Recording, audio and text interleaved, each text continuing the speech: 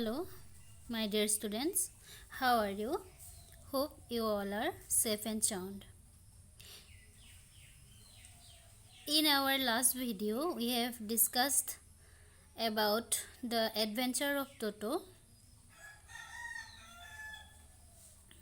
Today, we are going to discuss the remaining part of the lesson. Let's see.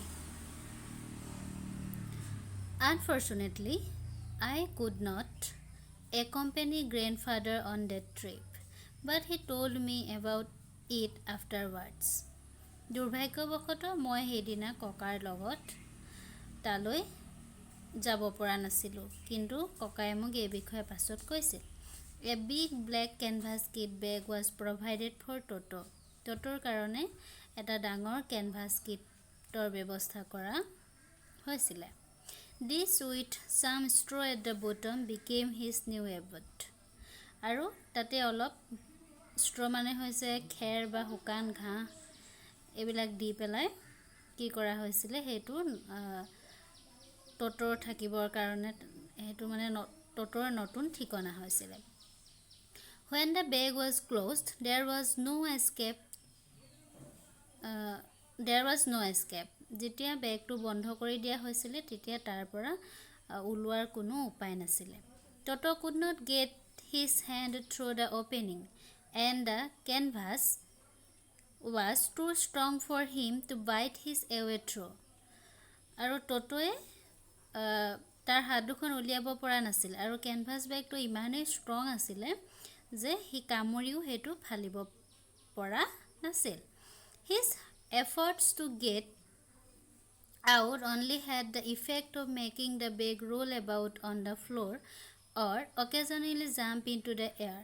an exhibition that attracted a curious crowd of onlookers on the Dehradun railway platform. আৰু সি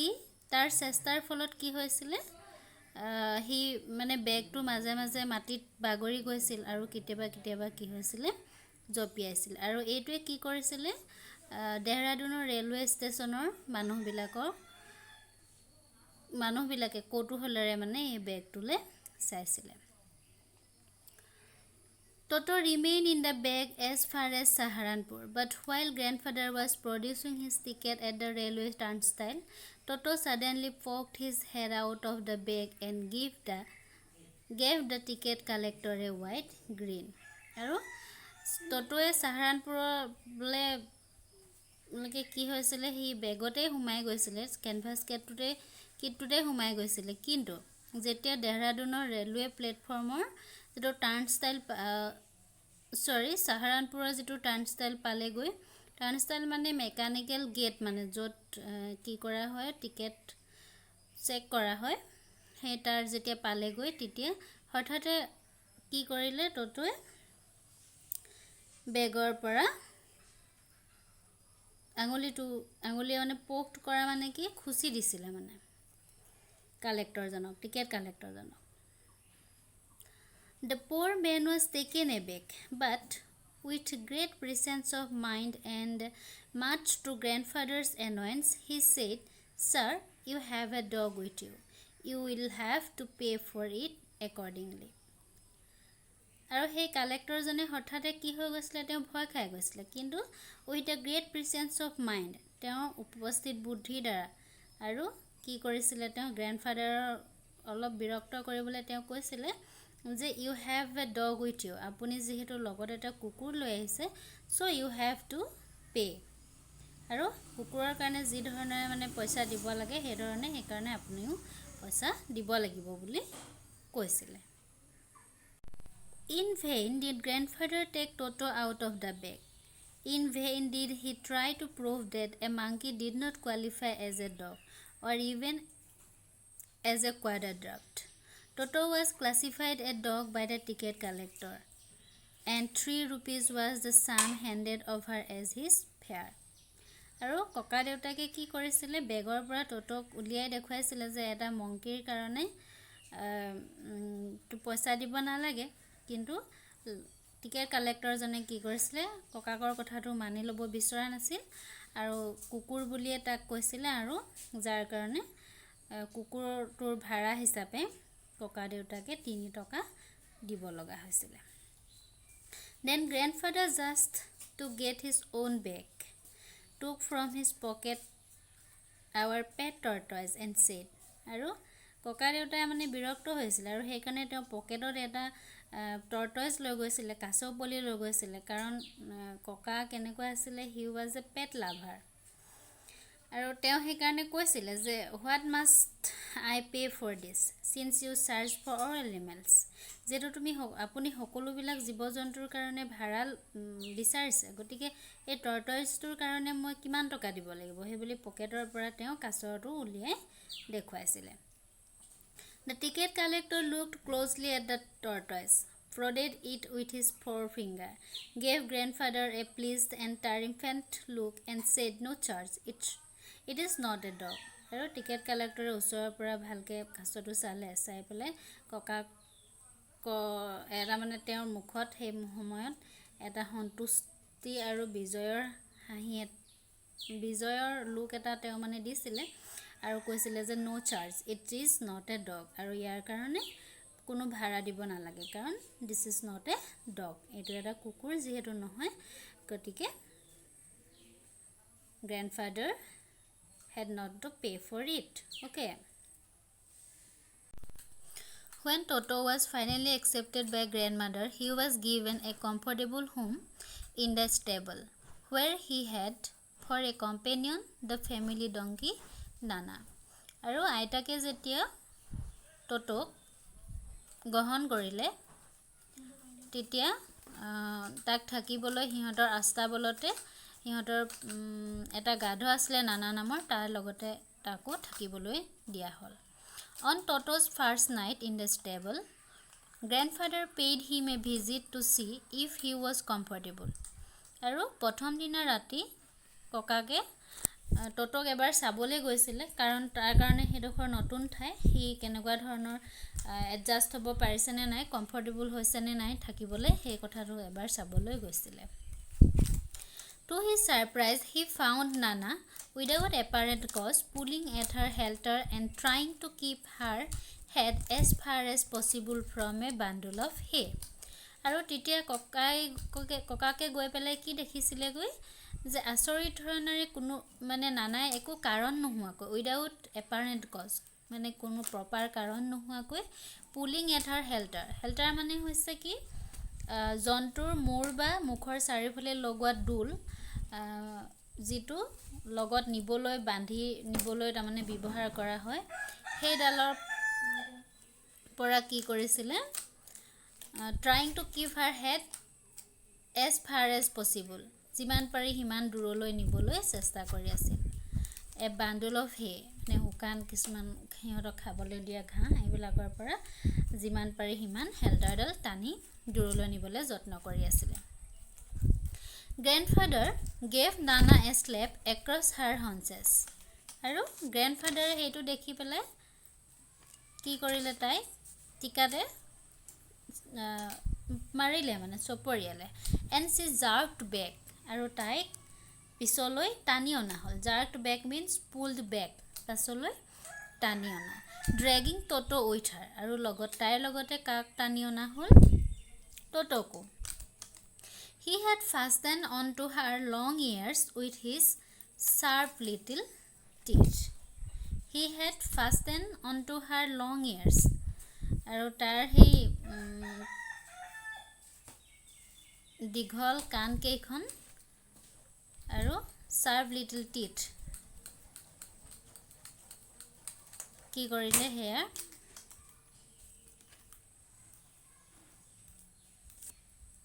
টটোৱে কি কৰিলে তাৰ তীক্ষ্ণ চুকা দাঁত কেইটা নানাৰ মানে কাণগিখনত সুমুৱাই দিলে Toto and Nana never became friends Toto আৰু নানাই কেতিয়াও বন্ধু হ'ব নোৱাৰিলে A great treat for Toto during cold winter evening was the large bowl of warm water given him by grandmother for his bath আৰু Toto কি কৰা হৈছিল ঠাণ্ডা দিনত গা ধুবৰ কাৰণে এটা ডাঙৰ বাউলত এটা ডাঙৰ পাত্ৰত গৰম পানী আইতাকে দিছিল He would cunningly test the temperature with his hand then gradually stepped into the bath, first one foot, then the other, as he had seen me doing, until he was into the water up to his neck. আৰু হি কি কৰিছিলে কানিংলি means very ক্লেভাৰলি খুব ধুনীয়াকৈ ক্লেভাৰ মানে বুদ্ধিয়ক আচলতে শুনিপোনভাৱে কি কৰিছিলে সেই পানীখিনি টেম্পাৰেচাৰটো পানীৰ উষ্ণতাটো হাতেৰে চুই চাইছিলে কিমান আৰু লাহেকৈ কি step into the bath first one foot প্ৰথমে এটা ভৰি এটা ঠেং তাৰপিছত আনটো আৰু লাহে লাহে সি কি কৰিছিলে গোটেইটো সেই গৰম পানীৰ পাত্ৰটো ডিঙিলৈকে সুমুৱাই দিছিলে আৰু এইটো ক'ৰ পৰা শিকিছিলে ফ্ৰম দ্য নেৰেটৰ লেখকৰ পৰা শিকিছিলে তাৰমানে টটোৱে লেখকক অনুসৰণ কৰিছিলে Once comfortable, he would take the soap in his hands or feet and rub himself all over. আৰু যেতিয়াই সি অলপ আৰাম অনুভৱ কৰে তেতিয়াই সি কি কৰিছিলে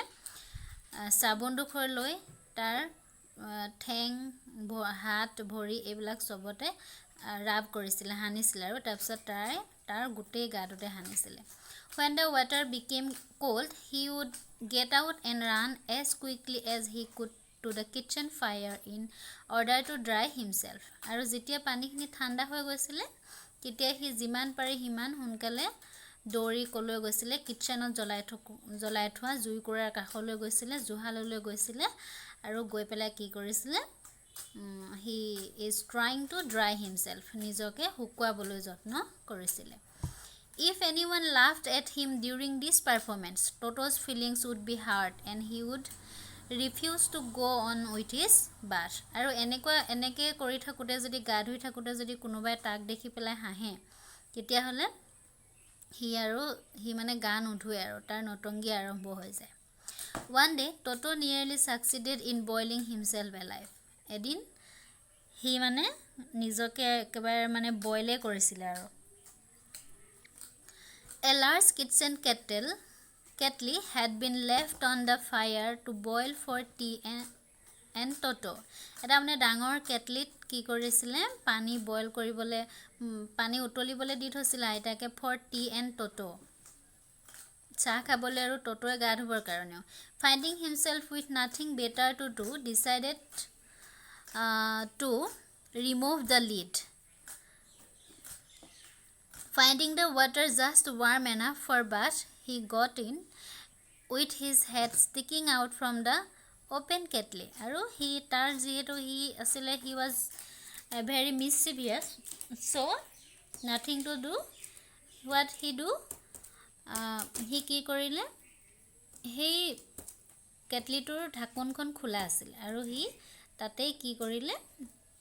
পানীখিনি যিহেতু অলপহে উতলি মানে গৰম হৈছিলে সি তাতে কি কৰিলে নিজকে সুমুৱাই দিলে This was just fine for a while until the water began to boil আৰু যেতিয়ালৈকে তেতিয়ালৈকে মানে ভাল আছিলে যেতিয়ালৈকে পানীখিনি উতলিবলৈ আৰম্ভ কৰা নাছিলে Toto then raised himself a little but finding it cold outside আৰু যেতিয়া মানে লাহে লাহে পানীখিনি বইল হ'বলৈ আৰম্ভ কৰিলে তেতিয়া সি অকণমান নিজকে উলিয়াই দিয়ে তাৰপিছত আকৌ ওপৰৰ ডোখৰত যিহেতু ওলাই থকা ডোখৰত ঠাণ্ডা লাগে তাৰপিছত সি আকৌ পানীখিনিত কি কৰে set down again আকৌ পানীখিনিত বহি দিয়ে He continued hopping up and down for some time until grandmother arrived and hauled him half boiled out of the kettle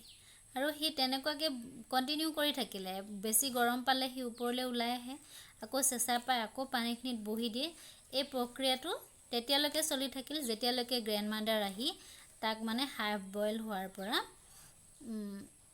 half বইলে হৈছিলগৈ আৰু কেটলিৰ পৰা যেতিয়ালৈকে উলিয়াই অনা নাছিল তেতিয়ালৈকে এই গোটেই প্ৰক্ৰিয়াটো চলি আছিলে If there is a part of the brain specially devoted to mischief, that part was largely developed in Toto. যদিহে আমাৰ ব্ৰেইনত এনেকুৱা এটা পাৰ্ট থাকে যিটো পাৰ্টত মানে কি হয়